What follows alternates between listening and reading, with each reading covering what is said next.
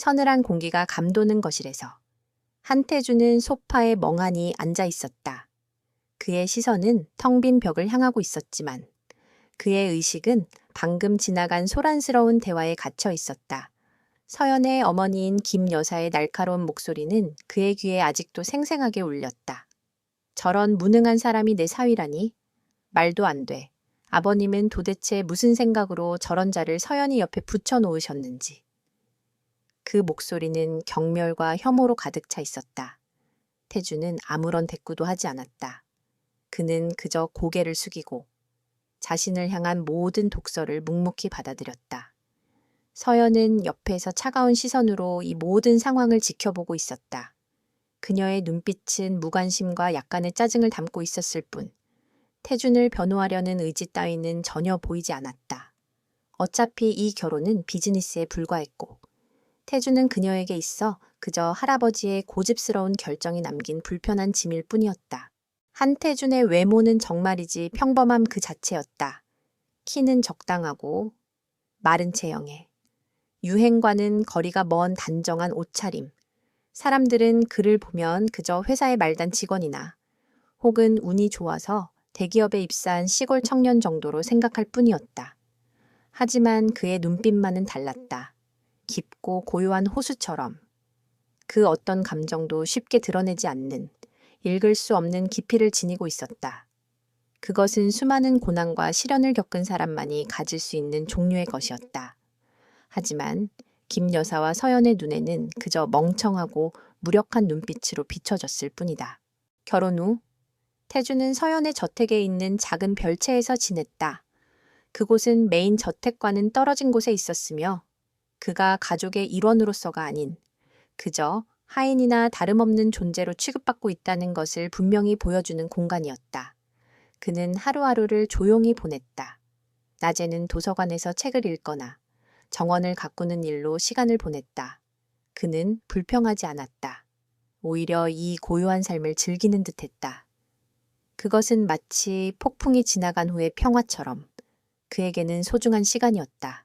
며칠 후 서연의 할아버지인 서 회장의 생일 파티가 열렸다. 재계의 거물들이 모두 모이는 성대한 자리였다. 태주는 파티에 참석하기를 망설였지만 서 회장의 강한 권유로 결국 서연과 함께 입장했다. 서연은 우아한 드레스 차림으로 빛나는 보석처럼 사람들의 시선을 사로잡았다. 그녀는 완벽한 비즈니스 파트너이자 재계의 공주님이었다. 그러나 그 옆에 서 있는 태주는 사람들의 수군거림의 대상이 되었다. 저 사람이 서연이 남편이야. 소문에 듣던 대로 정말 볼품없네. 명문가 영예가 어쩌다 저런 사람과. 그들의 조롱 섞인 시선과 목소리는 마치 비수처럼 날아와 태준의 심장을 찔렀다. 하지만 태준은 미동조차 하지 않았다. 그는 마치 그들의 존재를 인식하지 못하는 것처럼 조용히 서연의 뒤를 따랐다. 파티가 무르익어갈 무렵 갑자기 정전이 되었다. 악, 무슨 일이야? 여기저기서 비명과 함께 혼란이 일었다. 어둠 속에서 누군가가 외쳤다. 움직이지 마. 우리는 모두 무장했다. 순식간에 파티장은 공포의 도가니로 변했다. 밖에서 기다리고 있던 용병들이 들이닥친 것이었다. 그들은 훈련된 움직임으로 사람들을 제압하기 시작했다. 그들의 표정은 냉혹했고 그들의 총구는 사람들을 향해 있었다. 서연은 순간적으로 당황했지만 이내 침착함을 되찾았다. 그녀는 자신의 보디가드들을 찾으려 했지만 그들은 이미 무력화된 상태였다. 서연의 옆에 서 있던 한 남자가 그녀를 인질로 잡으려 손을 뻗었다. 바로 그 순간이었다. 지금까지 아무런 존재감 없이 서 있던 태준의 눈빛이 순식간에 변했다. 그것은 더 이상 고요한 호수가 아니었다. 그것은 차갑고 날카로운 얼음 조각이었다. 그의 몸은 그림자처럼 빠르게 움직였다. 손을 뻗는 남자의 팔목을 잡아 비틀자 남자는 고통스러운 비명을 지르며 바닥에 쓰러졌다. 이 모든 것은 단 1초도 걸리지 않았다. 사람들은 어둠 속에서 무슨 일이 일어났는지 제대로 보지 못했지만 태준의 몸짓은 완벽하고 정교했으며 오랜 훈련으로 단련된 전문가의 움직임이었다. 태주는 서연의 팔을 잡고 그녀를 자신의 뒤로 끌어당겼다. 내 뒤에 있어. 그의 목소리는 낮고 단호했다. 그 목소리에는 그 어떤 감정도 섞여 있지 않았지만 서연은 묘한 안정감을 느꼈다. 태주는 주변을 빠르게 스캔했다. 용병들은 서연을 노리고 있었다. 태주는 그들이 서연에게 접근하지 못하도록 어둠을 이용해 하나씩 제압하기 시작했다. 그의 움직임은 마치 춤을 추는 것 같았다. 부드럽지만 치명적이었다. 그는 총을 사용하지 않았다. 맨손으로 혹은 주변의 사물을 이용해 적들을 무력화시켰다. 그의 주먹은 정확했고 그의 발차기는 강력했다. 모든 공격은 상대방의 급소를 정확히 노렸다. 그는 사람을 죽이려는 것이 아니라 무력화시키는 데에 집중했다. 하나둘씩 쓰러져가는 용병들을 보며 서연은 충격에 휩싸였다. 그녀가 알던 한태주는 소파에 멍하니 앉아 조롱을 감수하던 무능한 사람이었다. 하지만 지금 그녀의 눈앞에 있는 남자는 전혀 다른 존재였다. 그는 냉정했고 효율적이었으며 그에게서 뿜어져 나오는 분위기는 압도적이었다. 그는 마치 전장에서 수없이 많은 전투를 치러낸 베테랑 전사 같았다. 마지막 용병이 쓰러지자 정전되었던 불이 다시 켜졌다. 파티장은 아수라장이 되어 있었지만 서연과 태준이 있던 곳은 상대적으로 안전했다. 서연은 멍하니 태준을 바라보았다. 그녀의 눈에는 의문과 함께 약간의 두려움이 서려 있었다. 당신 도대체 누구야? 그녀의 목소리는 떨렸다. 태준은 그녀의 질문에 대답하지 않았다. 그의 눈빛은 다시 원래의 고요함으로 돌아가 있었다. 그는 마치 방금 일어난 일이 아무것도 아닌 것처럼 그저 서연의 옆에 조용히 서 있었다. 그러나 서연의 머릿속은 혼란으로 가득 찼다. 이 남자의 정체는 무엇인가? 그리고 그는 왜 자신의 힘을 숨기고 있는가? 이 사건은 그녀의 삶뿐만 아니라 태준을 향한 그녀의 시각을 완전히 바꿔놓을 첫 번째 사건이었다. 한밤에 습격 사건이 있은 후 서연의 저택에는 묘한 긴장감이 감돌았다. 서연은 잠 못 이루는 밤을 보냈다. 그녀의 머릿속에는 오직 한태준의 모습만이 가득했다. 어둠 속에서 그림자처럼 움직이던 그의 모습, 냉혹하고 정교한 몸짓, 그리고 그녀를 보호하기 위해 내뱉었던 단호한 목소리. 그 모든 것이 그녀가 알고 있던 한태준과는 너무나도 달랐다. 무능하고 무력한, 그저 배경에 불과했던 남자가 순식간에 강력하고 위험한 존재로 변했다. 그녀의 내면은 혼란스러웠고 그 혼란은 점차 의심으로 변해갔다. 다음 날 아침, 서연은 출근하자마자 비서실장인 김지훈을 불렀다. 김지훈은 서연이 가장 신뢰하는 인물 중 하나였다. 냉철한 판단력과 뛰어난 정보 수집 능력을 지닌 그는 서연의 모든 중요한 결정을 보좌해왔다. 서연은 그에게 한태준의 모든 것을 조사하라고 지시했다. 어떤 방법이든 상관없어. 그의 과거, 현재, 그리고 그가 숨기고 있는 모든 것을 알아내줘. 서연의 목소리는 평소보다 낮고 단호했다. 김지우는 서연의 표정에서 심상치 않은 일이 벌어졌음을 직감했지만 아무것도 묻지 않고 묵묵히 고개를 끄덕였다. 김지우는 곧바로 조사를 시작했다. 하지만 시작부터 난관에 부딪혔다. 한태준의 공식적인 기록은 너무나도 깨끗했다. 평범한 가정에서 태어나 지방의 평범한 대학을 졸업하고 몇몇 중소기업을 전전하다가 갑자기 서 회장의 눈에 띄어 서연과 결혼했다는 것이 전부였다.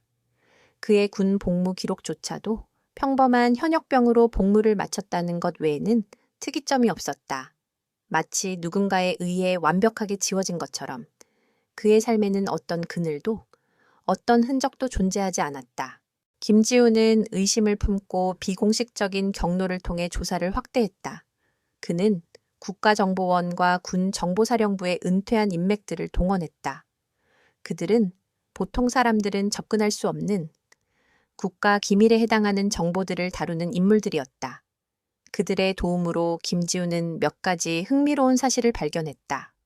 10년 전 국가 안보를 위협하는 중요한 임무를 수행하던 특수부대 히든 블레이드가 작전 중 전멸했다는 기록이 존재했다. 이 부대의 존재 자체는 극비였고 그들의 작전 실패는 국가 최고 기밀로 분류되어 있었다. 그리고 그 작전의 유일한 생존자는 공식적으로는 사망 처리되었지만 그 흔적조차 찾을 수 없었다는 것이다. 김지우는 이 정보가 한태준과 관련이 있을 것이라고 직감했다. 하지만 더 이상 깊게 파고들 수 없었다. 그 이상은 국가의 안보를 위협하는 행위로 간주될 만큼 민감한 정보였고 김지훈의 모든 인맥들은 그 이상을 캐묻는 것을 거부했다. 그들은 하나같이 공포에 질린 목소리로 경고했다. 그쪽으로는 절대 손대지 마. 거기엔 괴물들만 있어. 잘못하면 너뿐만 아니라 네 주변 사람들까지 위험해져. 김지훈의 보고를 받은 서연은 더욱 혼란스러워졌다. 그의 과거가 깨끗하다는 사실 자체가 그가 얼마나 비범한 존재인지를 증명하고 있었다. 평범한 사람이 이토록 완벽하게 자신의 흔적을 지우는 것은 불가능했다. 서연은 태준을 다시 보기 시작했다. 그녀는 그가 정원에서 조용히 책을 읽고 차를 마시는 모습을 지켜보았다. 그 모습은 여전히 평범하고 나약해 보였다. 하지만 그녀의 눈에는 더 이상 무능함이 아닌 깊은 고요와 통제력이 보였다. 그의 모든 행동 하나하나가 완벽하게 계산된 것처럼 보였다. 하루는 서연이 저택의 훈련장에서 격투기 연습을 하고 있을 때였다. 그녀는 어릴 때부터 호신술을 배워왔고 꽤 숙련된 실력을 가지고 있었다. 샌드백을 향해 거침없이 주먹을 날리던 그녀는 문득 고개를 들었다. 태준이 멀리서 그녀의 모습을 지켜보고 있었다. 그는 아무 말도 하지 않았다. 그저 그의 눈빛에는 묘한 감정이 서려 있었다. 서연은 괜히 신경이 쓰여 그를 향해 도발적으로 물었다.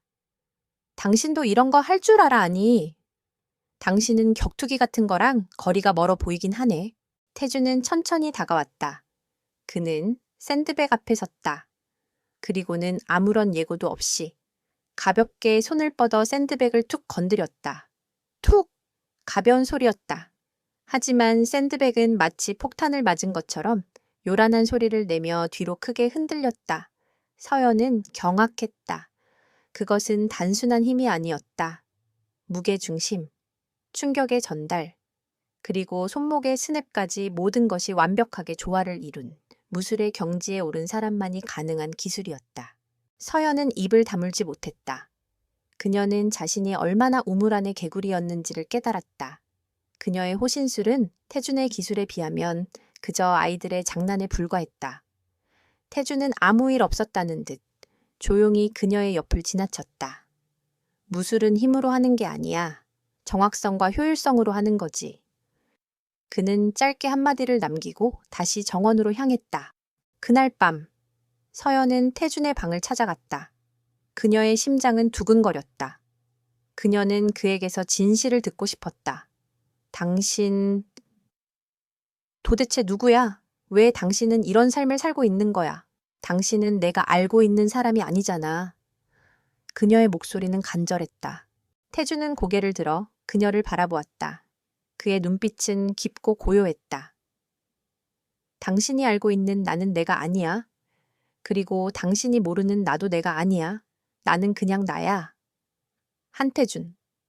그의 대답은 수수께끼 같았지만 서연은 그 속에서 진실의 일부를 느낄 수 있었다. 그는 과거의 영광에 얽매이지 않고 현재의 삶을 받아들이고 있었다. 그 순간 서연은 그에 대한 두려움과 의심이 조금씩 사라지고 그 자리에 묘한 호기심과 존경심이 피어오르는 것을 느꼈다. 그녀는 깨달았다. 이 남자는 단순한 남편이 아니었다. 그는 그녀의 삶에 들어온 거대한 수수께끼였고 그녀는 이제 그 수수께끼를 풀고 싶어졌다. 그들의 관계는 비즈니스 계약에서 시작되었지만 이제는 서로에 대한 깊은 탐색과 이해의 과정으로 나아가고 있었다.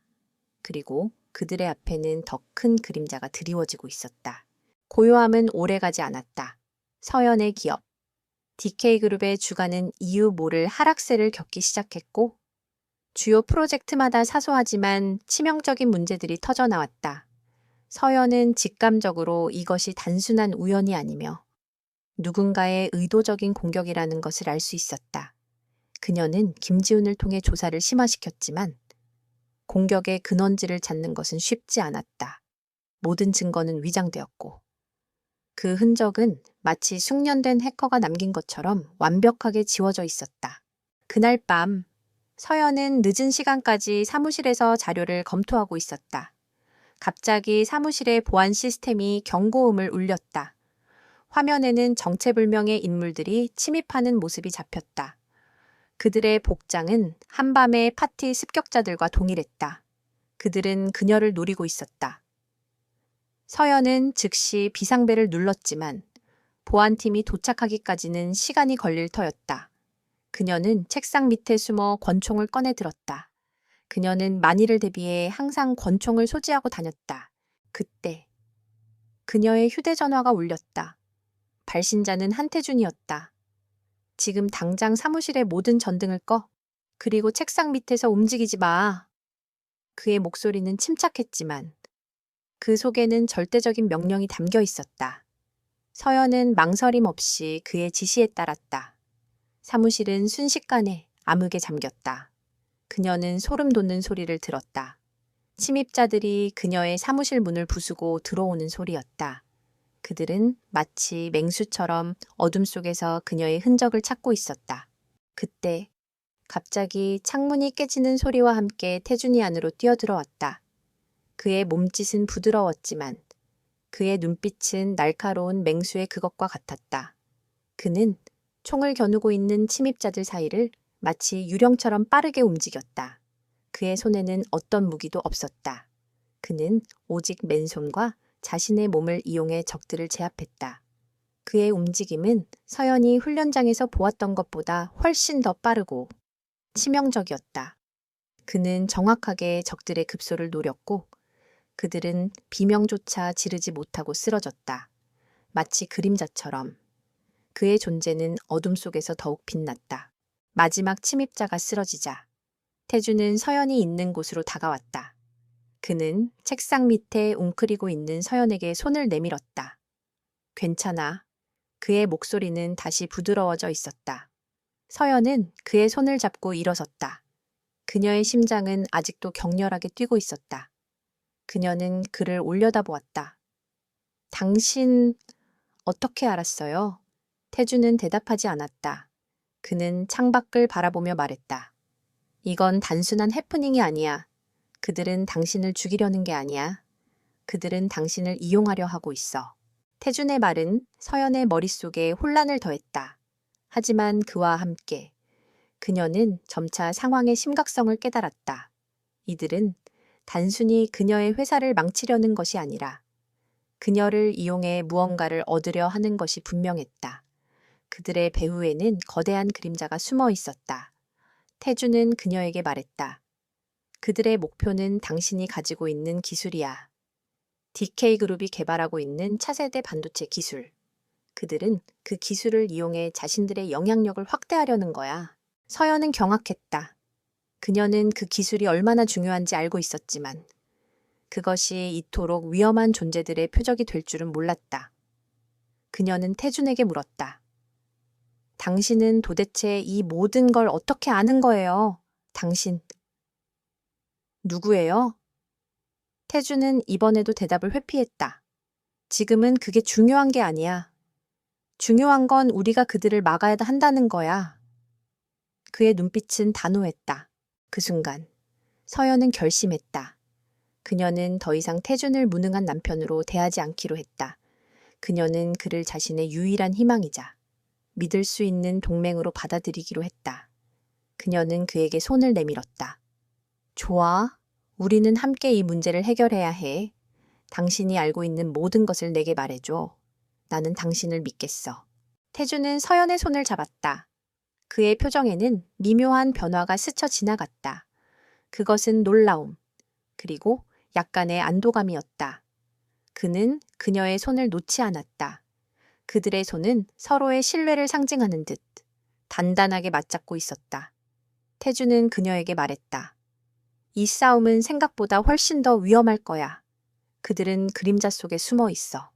우리는 그들을 밖으로 끌어내야만 해. 그들의 대화는 늦은 밤까지 이어졌다. 태주는 서연에게 그들이 왜 그녀의 기술을 노리는지, 그리고 그들이 얼마나 위험한 존재인지에 대해 설명했다. 그는 자신이 가진 지식과 경험을 바탕으로 그들의 전략을 분석했다. 그들의 대화는 마치 군사작전을 짜는 지휘관과 참모의 대화 같았다. 서연은 태준의 뛰어난 전략적 사고 능력에 다시 한번 놀랐다. 그는 단순한 싸움꾼이 아니라 상대방의 심리와 전술을 꿰뚫어 보는 뛰어난 전략가였다. 서연은 태준과 함께 싸우기로 결심했다. 그녀는 그의 지시를 따랐다.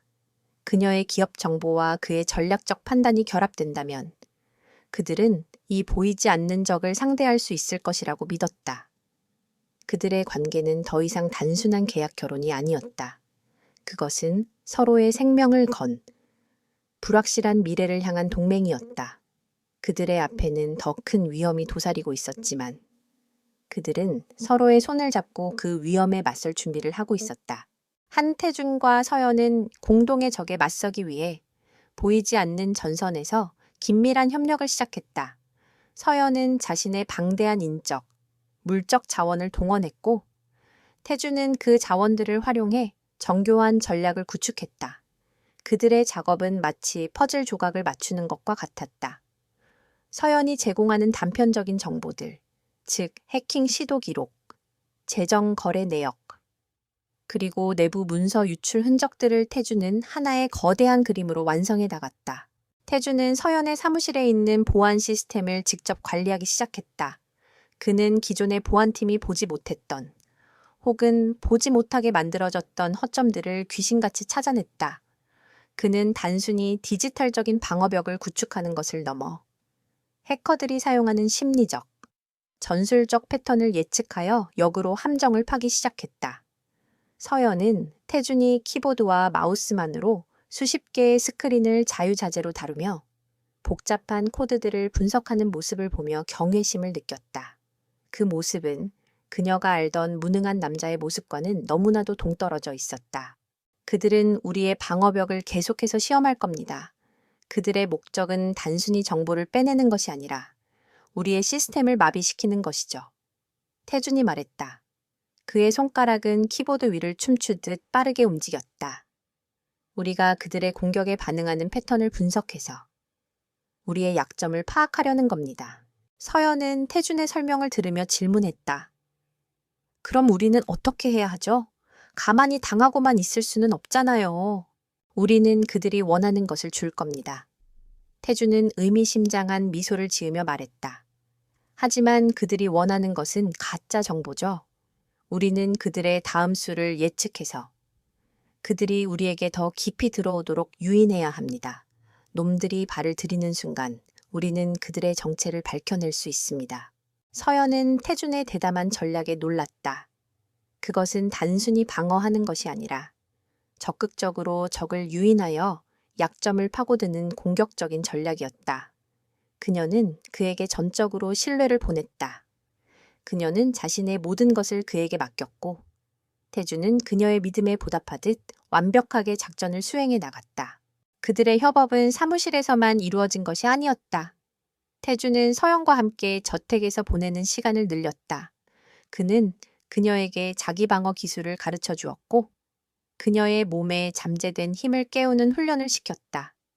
그는 그녀의 작은 몸짓 하나하나에서 불안과 두려움을 읽어냈고 그녀가 가진 잠재력을 끌어내려 노력했다.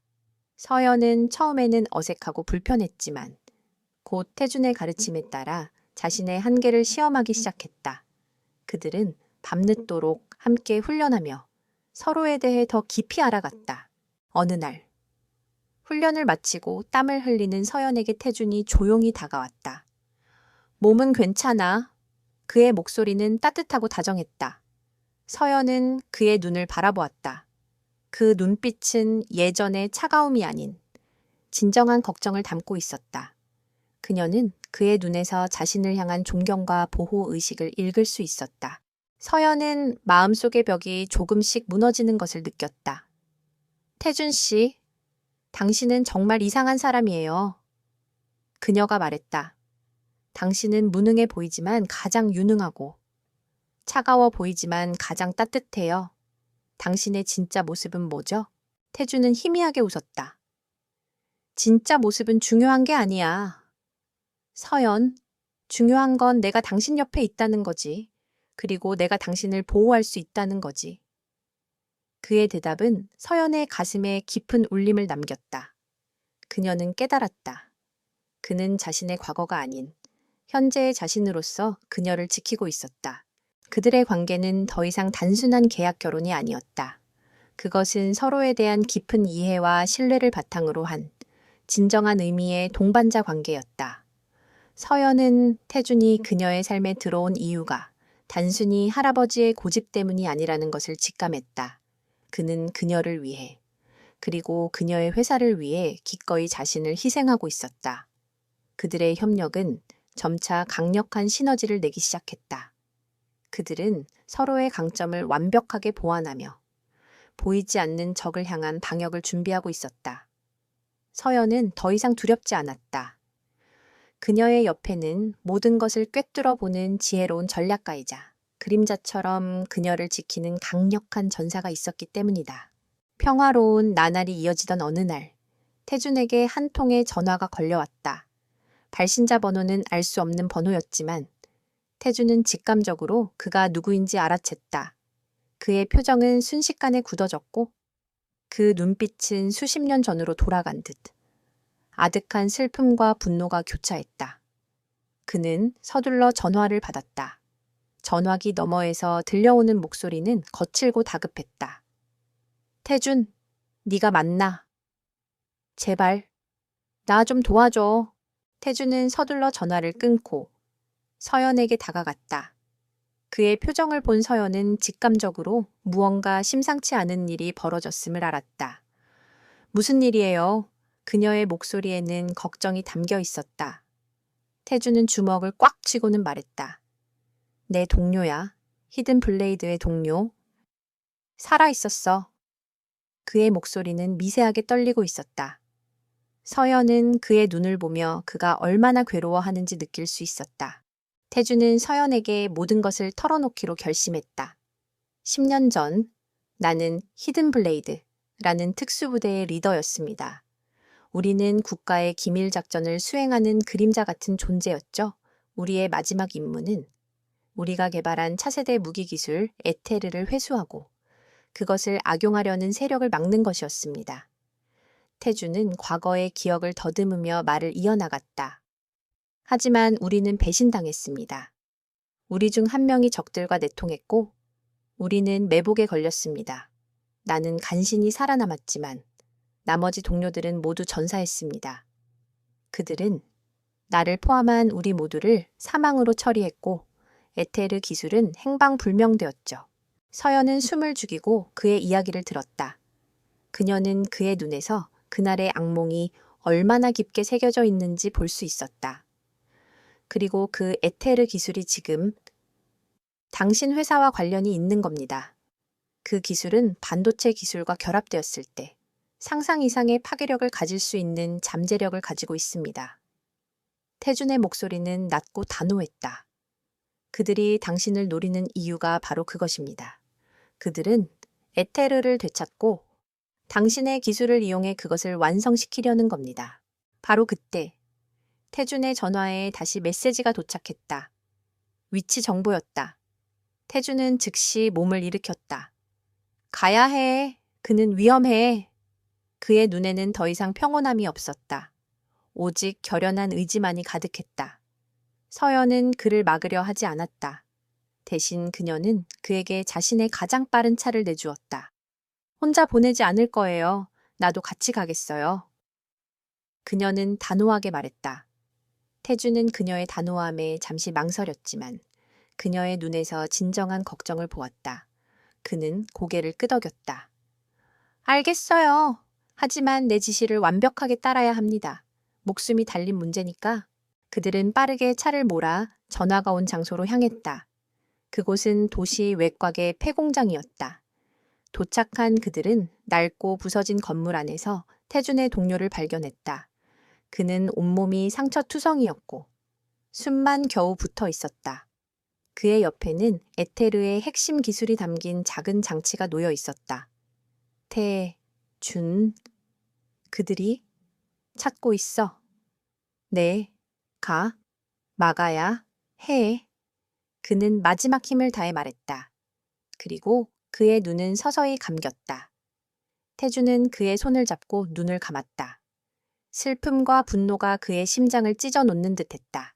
그때 갑자기 여러 명의 무장한 사람들이 공장 안으로 들이닥쳤다. 그들은 완벽하게 무장하고 전문적인 군사 전술을 사용했다. 그들은 분명 그 히든 블레이드의 배신자들과 관련이 있는 자들이었다. 그들은 태준의 존재를 알고 있었다. 한태준, 드디어 나타났군. 네가 죽은 줄 알았는데 살아 있었다니. 그들의 대장은 조롱하는 목소리로 말했다. 순순히 에테르를 넘기면 목숨만은 살려주지. 태준은 차가운 눈빛으로 그들을 바라보았다. 그의 손에는 어떤 무기도 없었다. 내 동료들을 죽인 대가를 치르게 해주지. 그리고 내가 무엇을 위해 여기까지 왔는지 똑똑히 보여주마. 그의 목소리는 낮고 위협적이었다. 서연은 그의 뒤에 숨어 그의 눈에서 뿜어져 나오는 압도적인 분위기를 느꼈다. 그것은 단순히 무력한 분노가 아니라 완벽한 통제와 계산된 힘이었다. 그들은 태준을 향해 달려들었다. 태준은 마치 맹렬한 폭풍우처럼 그들 사이로 파고들었다. 그의 몸짓은 부드러웠지만 그의 주먹은 쇠망치처럼 강력했다. 그는 적들의 움직임을 예측하고 그들의 공격을 역이용했다. 그의 모든 동작은 완벽한 무술의 경지에 달한 것이었다. 서연은 눈앞에서 펼쳐지는 믿을 수 없는 광경을 멍하니 바라보았다. 이것은 단순한 싸움이 아니었다. 그것은 마치 한 마리의 늑대가 무장한 사냥꾼들을 농락하는 것과 같았다. 태주는 그들의 총을 빼앗아 무력화시키고 그들의 팔다리를 부러뜨렸다. 그는 단 한 명의 적도 살려두지 않았다. 그의 눈빛은 차갑고 그의 행동은 냉혹했다. 마지막 적이 쓰러지자 태주는 무릎을 꿇고 동료의 시신을 안았다. 그의 얼굴에는 슬픔과 함께 깊은 회한이 드리워져 있었다. 미안하다. 내가 너무 늦었어. 그의 눈에서 뜨거운 눈물이 흘러내렸다. 서연은 조용히 그의 옆에 다가와 그의 어깨를 감쌌다. 그녀는 그에게 아무 말도 하지 않았다. 그녀의 침묵은 가장 깊은 위로였다. 그날 밤, 태주는 자신의 정체를 완전히 드러냈다. 그는 단순히 무술의 고수가 아니었다. 그는 전설이라 불리던 히든 블레이드의 리더, 전신 한태준이었다. 그는 무력함과 비천함 뒤에 자신의 진짜 정체를 숨기고 복수의 때를 기다리고 있었다. 그리고 이제 그 기다림은 끝났다. 그의 눈앞에 펼쳐진 적은 단순히 탐욕스러운 범죄자들이 아니었다. 그들은 그의 과거를 짓밟고 그의 동료들을 죽인 배신자들이었다. 태주는 이제 그들에게 그가 누구인지, 그리고 그들이 어떤 실수를 저질렀는지 보여줄 준비가 되어 있었다. 동료의 죽음은 한태준에게 깊은 상처를 남겼다. 그러나 그 상처는 그를 무너뜨리지 않았다. 오히려 그것은 그의 오랜 침묵을 깨고 그의 내면에 잠들어 있던 전신의 분노를 일깨웠다. 태주는 더 이상 숨지 않았다. 그는 서연에게 모든 것을 털어놓았고 그의 과거는 그녀에게 단순한 이야기 이상의 의미를 가졌다. 그녀는 그의 분노와 슬픔을 이해했고 그와 함께 복수할 준비를 했다. 그들의 동맹은 이제 단순한 사업적 관계가 아니라 서로의 가장 깊은 상처를 보듬어주는 진정한 동반자 관계로 발전했다. 그러나 적들의 공격은 멈추지 않았다. 오히려 더욱 노골적이고 치밀해졌다.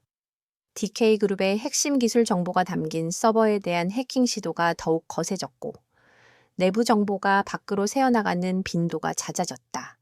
태주는 직감적으로 내부에 배신자가 있다는 것을 깨달았다. 그는 서연에게 말했다. 적들은 단순히 외부에서 공격하는 게 아니야. 우리 내부에 그들과 내통하는 자가 있어.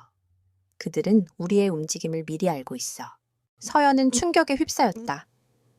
그녀는 자신의 가장 가까운 사람들을 의심해야 한다는 사실에 괴로워했다. 태주는 그녀의 혼란을 이해했지만 단호하게 말했다. 감정에 휩쓸리지 마. 지금은 이성적으로 판단해야 할 때야.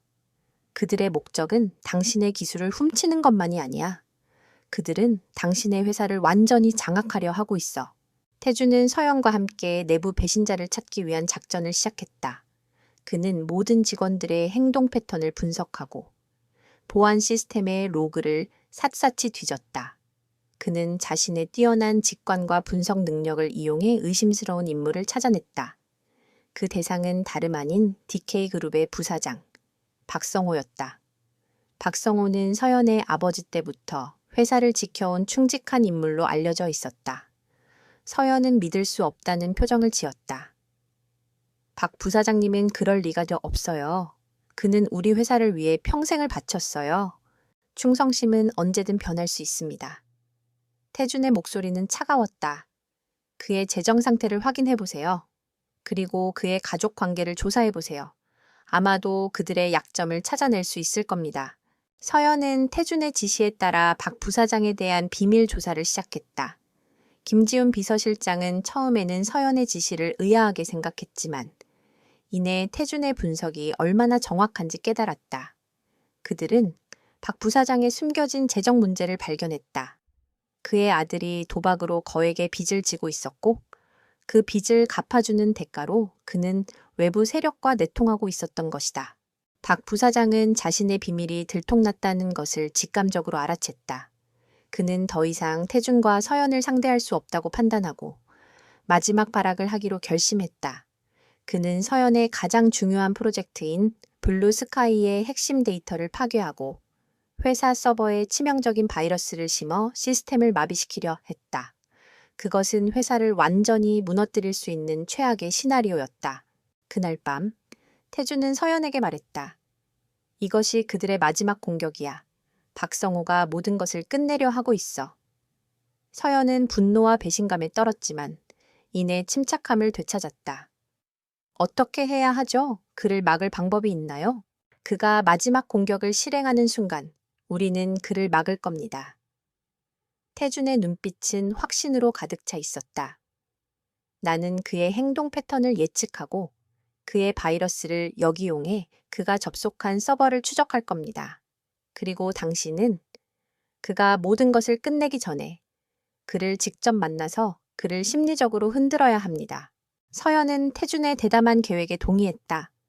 그녀는 박 부사장을 자신의 사무실로 불러들였다.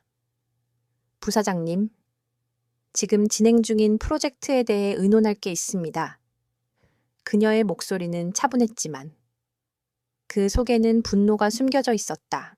박 부사장은 서연의 사무실로 들어섰다. 그는 자신의 계획이 성공적으로 진행되고 있다고 믿었다. 하지만 서연의 눈빛을 본 순간 그는 무언가 잘못되었음을 직감했다. 서연은 그에게 모든 것을 털어놓았다. 부사장님, 당신이 한 짓을 모두 알고 있어요. 당신은 우리 회사를 배신했어요. 그리고 당신의 아들이 당신을 지켜보고 있어요. 그의 얼굴은 창백해졌다. 서연은 태준의 지시에 따라 준비한 그의 아들이 도박장에 있는 사진과 그의 통화 기록을 보여주었다. 박 부사장은 믿을 수 없다는 듯 떨었다. 그가 서연에게 분노를 표하려던 순간 태준이 조용히 사무실로 들어왔다. 게임은 끝났습니다. 박성호 부사장님. 태준의 목소리는 차갑게 박 부사장의 심장을 파고들었다. 박 부사장은 분노에 차서 소리쳤다. 네가 감히 내까짓 게 뭔데? 네가 뭔데 나를 심판해? 그의 외침은 텅 빈 사무실에 울려 퍼졌다. 태준은 그의 비난에 미동도 하지 않았다. 나는 당신이 누구인지를 아는 사람입니다. 그리고 당신이 어떤 실수를 저질렀는지도 압니다. 당신은 돈 때문에 영혼을 팔았고 이제 그 대가를 치르게 될 겁니다. 그 순간 박 부사장은 마지막 발악을 시도했다. 그는 자신의 휴대폰으로 바이러스 실행 명령을 내리려 했다. 하지만 태준은 이미 모든 것을 예측하고 있었다. 그의 손가락이 빠르게 움직였다. 그의 노트북 화면에는 박 부사장이 심으려던 바이러스가 역으로 추적되는 과정이 실시간으로 나타났다.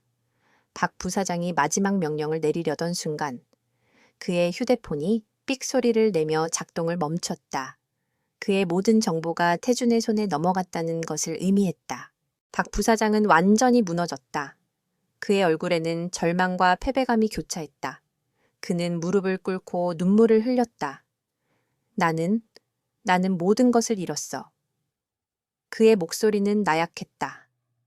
서연은 그의 모습을 보며 연민을 느꼈지만 동시에 분노를 느꼈다. 그는 회사를, 그리고 그녀의 신뢰를 배신했다. 태주는 박 부사장을 경찰에 넘겼다. 그의 모든 죄는 명명백백하게 드러났다. 그리고 그가 내통했던 외부 세력의 정체도 서서히 드러나기 시작했다. 그들은 단순히 탐욕스러운 범죄 조직이 아니었다. 그들은 군사기술을 노리는 국제적인 테러 조직이었다. 이 모든 일의 배후에 있었던 진정한 적들의 정체가 드러나기 시작한 것이다. 서연은 태준을 바라보았다. 그는 단순한 남편이 아니었다. 그는 그녀의 회사를, 그리고 그녀의 삶을 구한 영웅이었다. 박성호 부사장의 배신은 서연의 회사에 깊은 상처를 남겼다. 그러나 그와 동시에 그의 몰락은 태준과 서연에게 결정적인 단서를 제공했다. 박성호가 내통했던 세력의 정체가 서서히 드러나기 시작한 것이다. 그들은 단순한 해커 조직이 아니었다. 그들은 오메가라는 이름의 국제적인 범죄 조직이었다. 그들의 주된 목적은 군사 기술을 탈취하여 무기 시장에 판매하는 것이었다. 그리고 그들의 최종 목표는 태준의 옛 부대인 히든 블레이드가 개발했던 에테르 기술이었다. 태준은 서연에게 말했다. 놈들은 단순한 기술 도둑이 아니야. 그들은 수많은 사람들을 죽인 테러리스트들이고 내 동료들을 배신하고 죽인 배신자들이야. 그들의 리더는 내 옛 동료였던 팬텀이었다. 태준의 목소리에는 깊은 분노와 함께 복잡한 감정이 섞여 있었다. 그는 팬텀이 얼마나 뛰어난 전사이자 전략가였는지 알고 있었다. 그가 배신했다는 사실은 태준에게 가장 깊은 상처였다. 놈들은 이제 우리가 그들의 정체를 알고 있다는 것을 알아챘을 겁니다. 그들은 이제 더 이상 숨지 않을 겁니다. 그들은 정면으로 우리를 공격할 겁니다. 태준은 단호하게 말했다. 서연, 당신은 이제 더 이상 이 싸움에 개입해서는 안 돼. 당신은 안전한 곳으로 몸을 피해야 해. 서연은 고개를 저었다. 아니요. 태준 씨, 나는 도망가지 않을 거예요. 이 싸움은 단순히 당신의 복수가 아니에요. 이건 우리 회사의 미래가 달린 문제고, 나아가서는 더 많은 사람들의 안전이 달린 문제예요. 나는 당신과 함께 싸울 거예요. 그녀의 눈빛은 흔들리지 않았다. 그녀는 이제 더 이상 유약한 재벌가 상속녀가 아니었다. 그녀는 자신의 회사와 사랑하는 사람을 지키기 위해 기꺼이 위험을 감수할 용기를 가진 여인이었다. 태주는 그녀의 단호함에 감동했다. 그는 그녀의 손을 잡았다. 알겠어요. 그럼 우리는 그들이 원하는 것을 역이용해서 그들을 함정에 빠뜨릴 겁니다. 그는 서연과 함께 오메가를 끌어내기 위한 대담한 작전을 계획했다. 그들은 가짜 에테르 기술 데이터를 만들어 오메가에게 흘려보냈다. 그들은 이 가짜 정보가 오메가를 혼란에 빠뜨리고 그들을 유인할 것이라고 믿었다. 작전은 성공적이었다. 오메가는 가짜 데이터에 속아 넘어갔고 그들은 가짜 데이터를 회수하기 위해 대규모의 용병 부대를 보냈다. 그들은 DK그룹의 연구소를 습격했다. 그러나 그들이 도착했을 때 그들은 아무것도 얻을 수 없었다. 그곳에는 태준과 소수의 경호원들만이 그들을 기다리고 있었다. 그들은 완벽하게 무장하고 모든 통신을 차단했다. 이것은 태준이 계획한 완벽한 함정이었다. 용병들은 분노에 차서 태준에게 달려들었다. 그들의 목표는 태준을 무력화시키고 그에게서 에테르 기술의 진짜 위치를 알아내는 것이었다. 하지만 그들은 태준의 상대가 되지 못했다. 태준은 그림자처럼 그들 사이를 움직였다. 그의 움직임은 너무나도 빨랐고 너무나도 치명적이었다. 그는 맨손으로 적들의 총을 빼앗고 그들의 무장을 해제시켰다. 그의 주먹은 쇠처럼 단단했고 그의 발차기는 폭풍처럼 강력했다. 용병들은 그들의 눈앞에서 벌어지고 있는 믿을 수 없는 광경의 공포에 질렸다. 그때 용병들의 리더인 팬텀이 나타났다. 그의 얼굴은 가면으로 가려져 있었지만 태주는 그의 눈빛을 알아볼 수 있었다. 그것은 그의 옛 동료의 눈이었다. 태준, 네가 아직도 살아있었다니.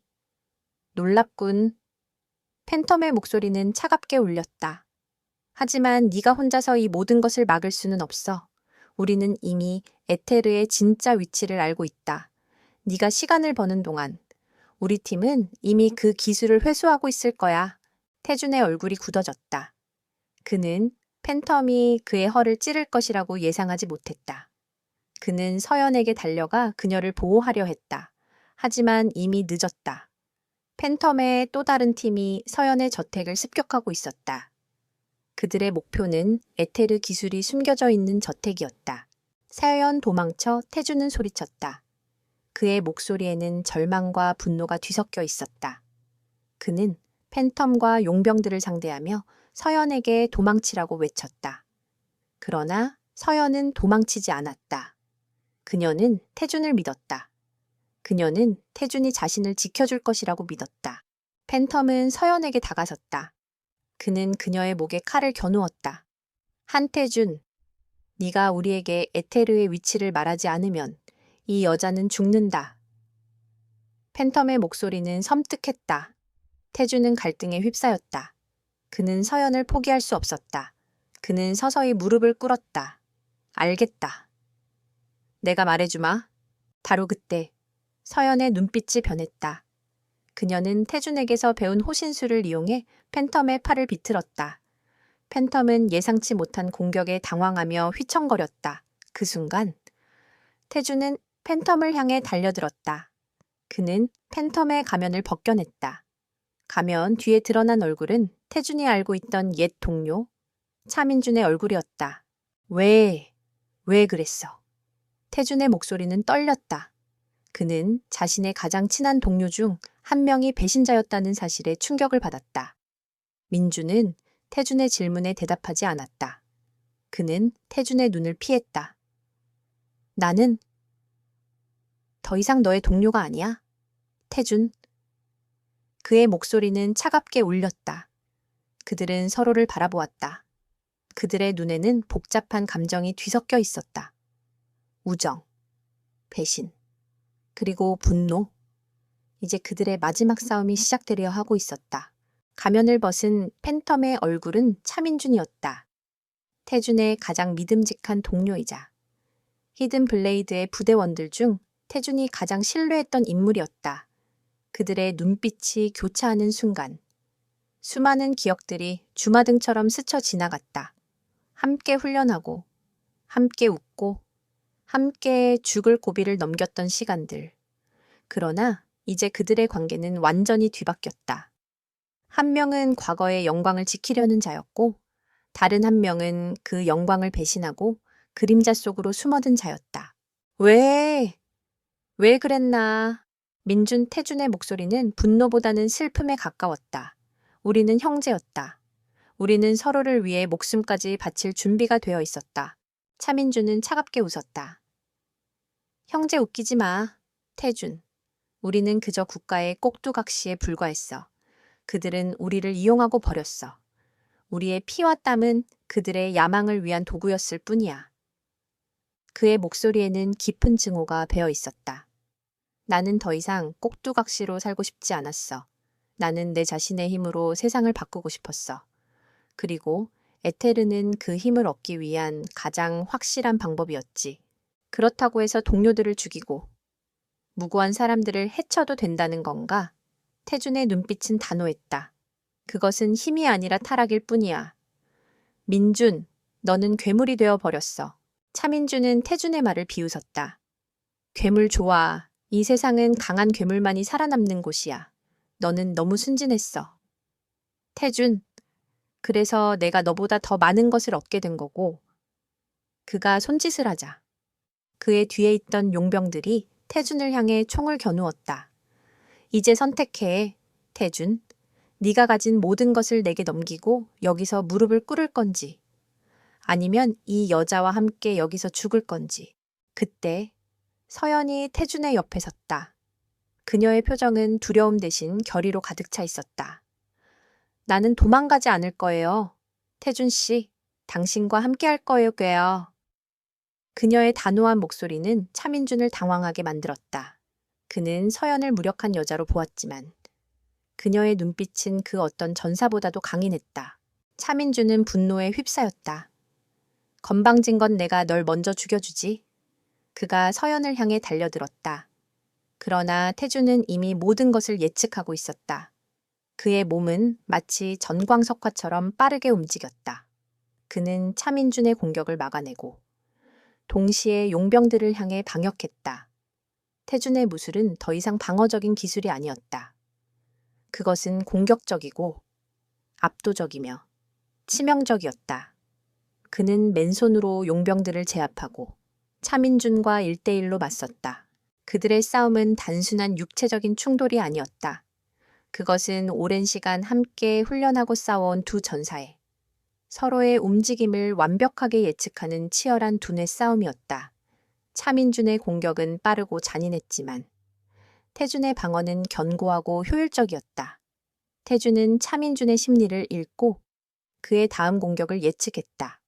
그는 차민준이 분노에 휩싸여 이성적인 판단을 잃었다는 것을 알아챘다. 태준은 차민준의 공격을 막아내며 말했다. 너는 실패할 거야, 민준. 분노는 너의 판단을 흐리게 할 뿐이야. 너는 힘을 얻었지만 너의 영혼은 이미 죽었어.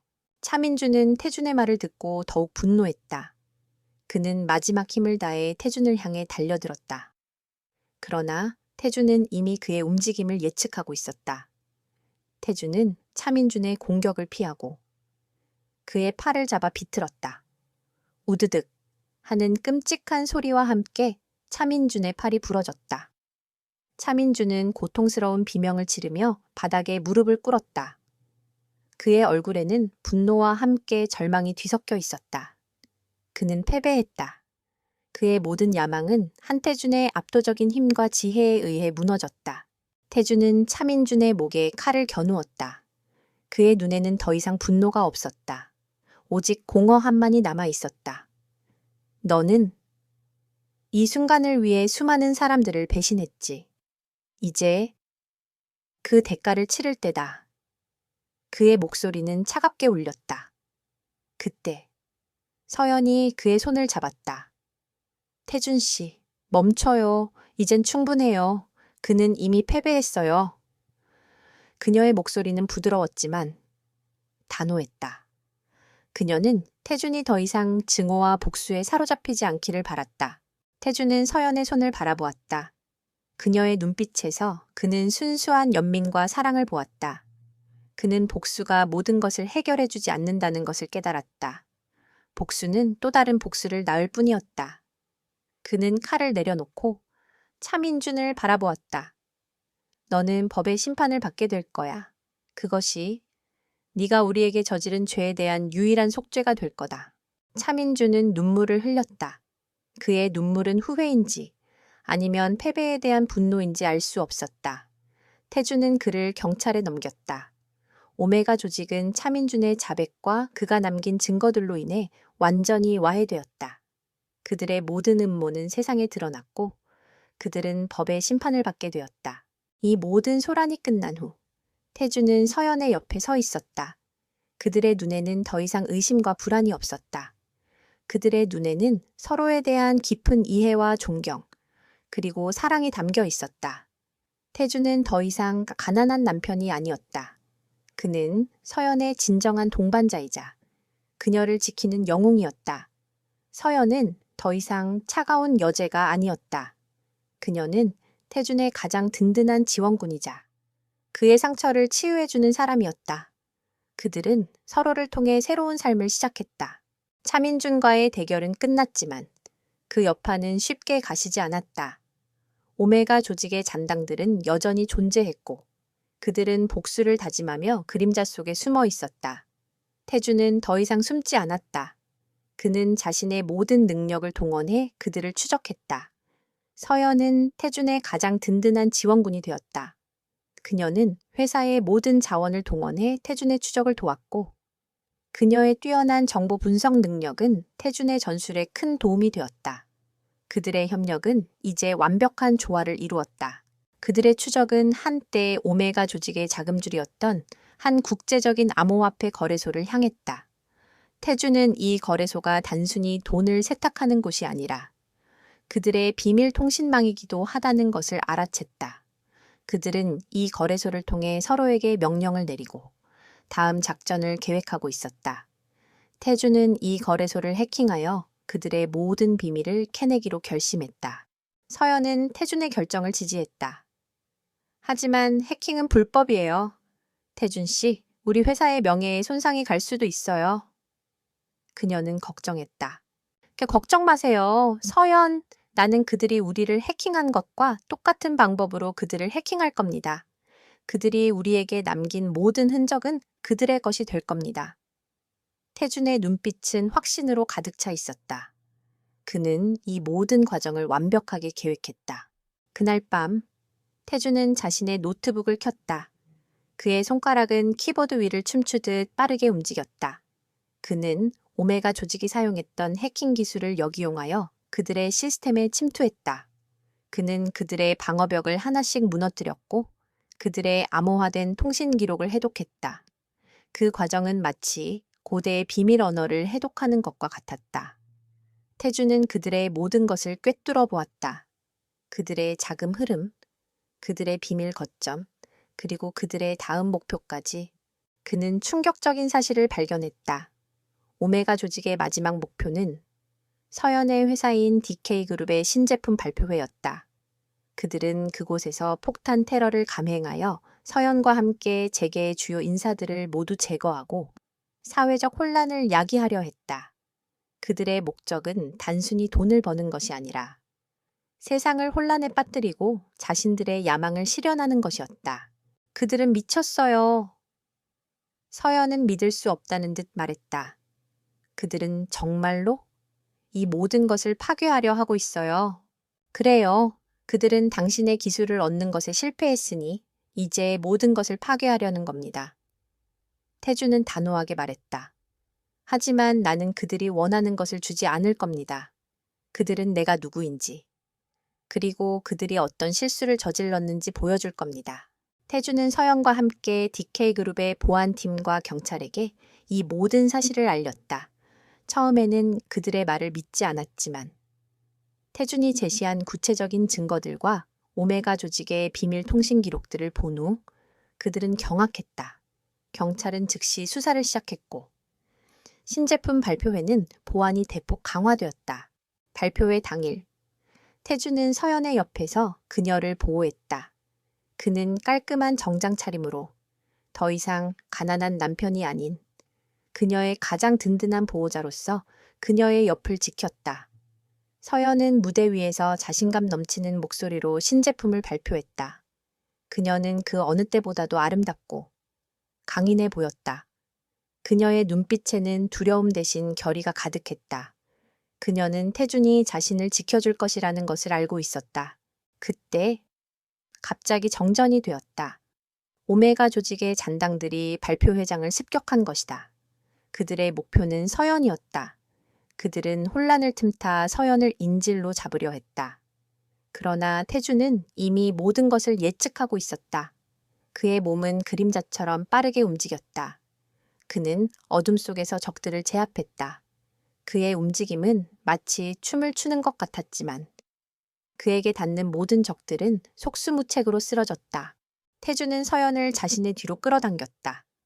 괜찮아. 서연, 내가 여기 있어.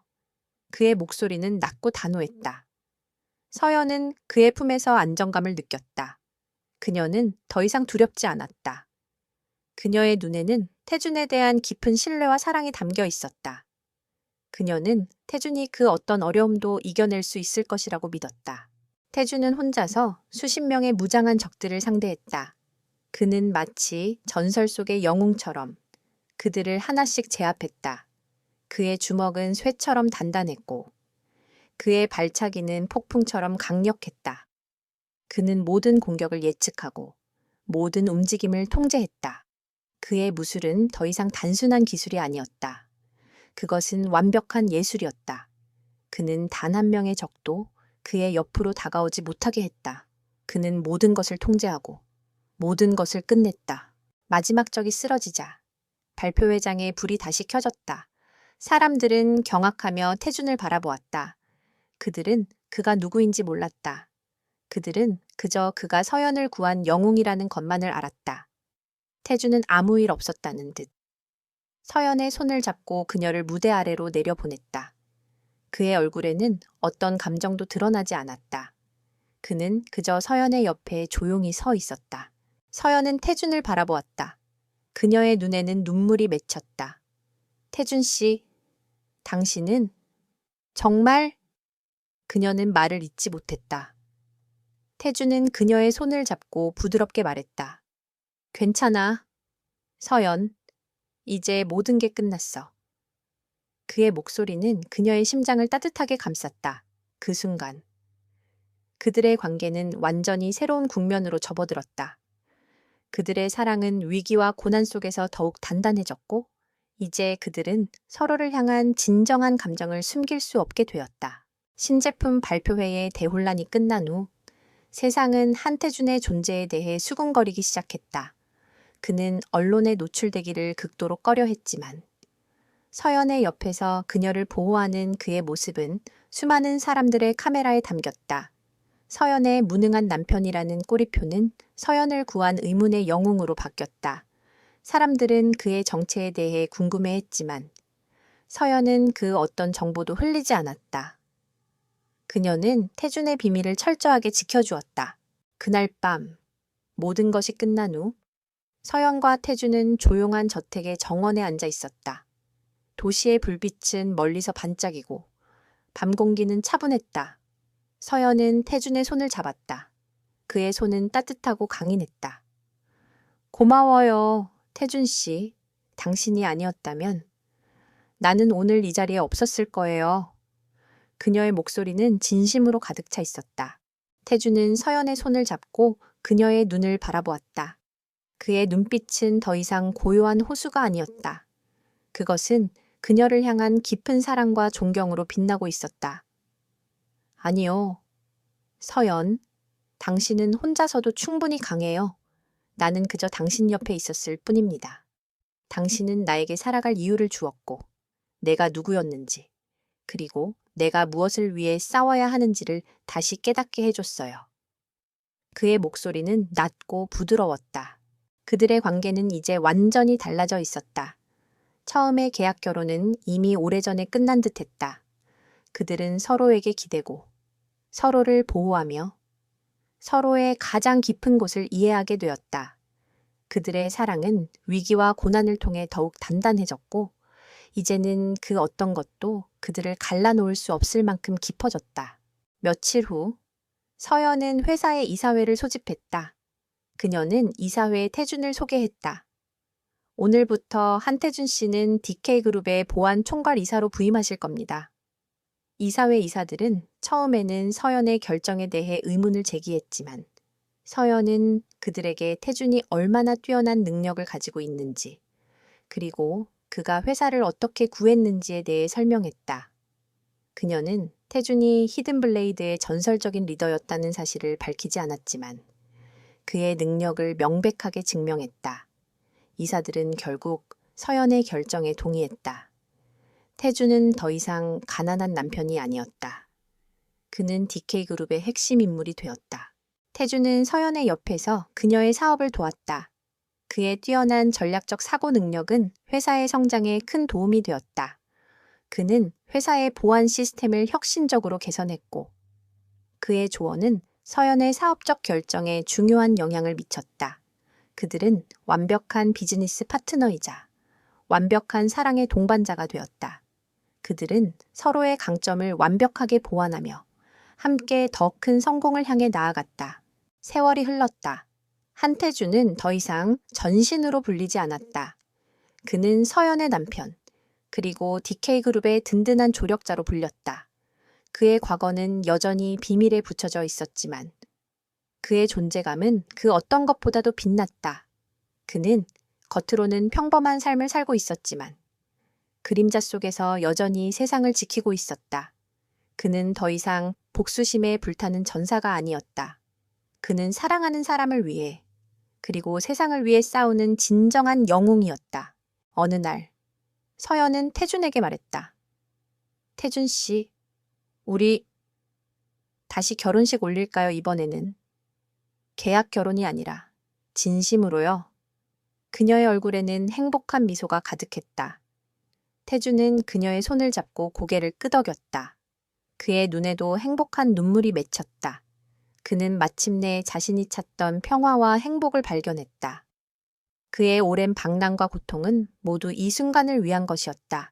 그들은 다시 결혼식을 올렸다. 이번에는 화려한 파티가 아니었다.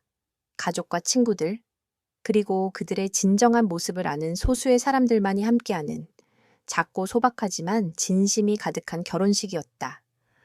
서연은 하얀 웨딩드레스 차림으로, 태주는 깔끔한 턱시도 차림으로 서로에게 영원한 사랑을 맹세했다. 그들의 이야기는 여기서 끝이 난다. 가난한 남편으로 위장했던 불패의 전사가 사랑하는 여인과 함께 모든 어려움을 극복하고 진정한 행복을 찾은 이야기. 그는 더 이상 전설 속의 영웅이 아니었다. 그는 서연의 곁에 있는 사랑스러운 남편이었다.